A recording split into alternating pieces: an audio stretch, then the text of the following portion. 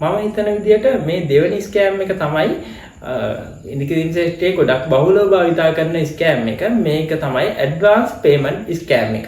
ඒ කියන්නේ මේ ස්කෑම් එකේදී ගොඩක් වෙලාවට කන්ට්‍රැක්ෂන් කරන කම්පැනිස් කරන්නේ ඔයගොල්ලන්ගෙන් 50%කට හරි ඊට වඩා වැඩි මුදලක් හරි ඇඩ්වාන්ස් එකක් විදියට ගන්නවා.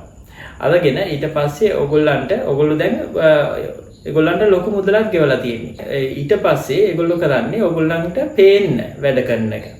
ඒ කියන්නේ වැඩේ හරියටම දුවන්නේ නැහැ.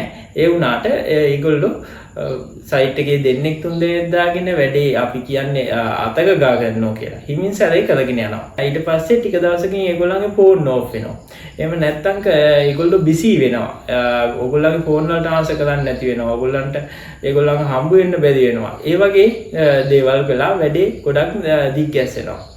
ඊට පස්සේ ඒගොල්ලෝ එහෙම අතුරුදහන් වෙලා යනවා. ඒක තමයි ඇඩ්වාන්ස් පේමන්ට් ස්කෑම් කියලා කියන්නේ. මේ ස්කෑම් එක තවත් විදිහකට කරන්න පුළුවන්. ඒ කියන්නේ තව විදිහකට කියන්නේ මේක කරනවා හවුසින් ස්කීම් එකක් හදනවා කියලා කොන්ට්‍රැක්ටර් කෙනෙක් එනවා ඔයගොල්ලෝ පැත්තට. ඒ ඇවිල්ලා ඔහු මුලින්ම ලෑන්ඩ් එකක් හරියට සුද්ධ කරගෙන ඒ ලෑන්ඩ් එක ලොට් වලට බෙදාගෙන එහෙම ලෑන්ඩ් එක ඩෙවලොප් කරගෙන කොටස් වලට බෙදාගෙන ඔහු කියනවා අපි මේ ලෑන්ඩ් එකේ ලොට් 10ක් තියෙනවා. ඒ ලොට් 10 ගෙවල් 10ක් හදනවා කියලා. ගෙවල් 10ක් හදනවා.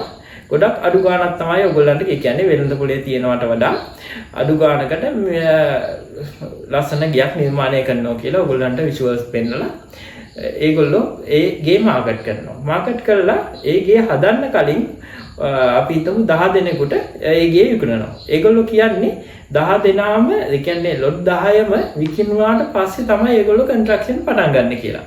එකපාර කන්ස්ට්‍රක්ෂන් දිගට කරගෙන යනවා කියලා. මාස 3ක් 4ක් ඇතුළත කන්ස්ට්‍රක්ෂන් එක වියර කරනවා කියලා. ඒ වුණාට ඒගොල්ලෝ එහෙම කරන්නේ නැහැ.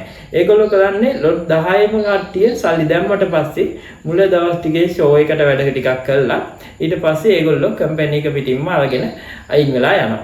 ඕගොල්ලන්ට හොයාගන්නත් බැරි වෙනවා. එතකොට ඒකෙන් චුට්ටක් හිතලා බලන්න කොච්චර ලොකු පාඩුවක් වෙනවද කියලා. මොකද 10 දෙනෙක්ගෙන් සල්ලි අරගෙන යනවා කියන්නේ ලොකු මුදලක් ඒගොල්ලෝ එකතු කරගෙන.